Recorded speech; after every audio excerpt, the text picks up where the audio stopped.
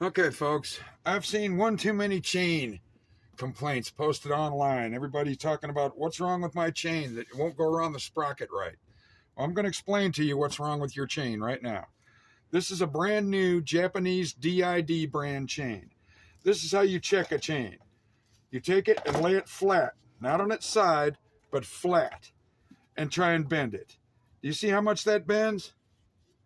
Okay, pay attention. That's how much the new chain bends.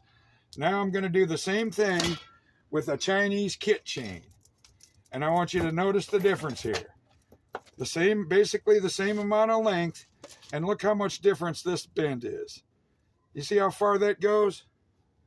All of that is slop in between the pins and links. Every single one's got slop. The more slop, the worse it fits on the sprocket. Even brand new kit chains are complete trash. Throw it in the garbage. Go to your local hardware store and buy a number 41 heavy-duty industrial chain. They're used in garage door openers, so they're easy to find all over the country.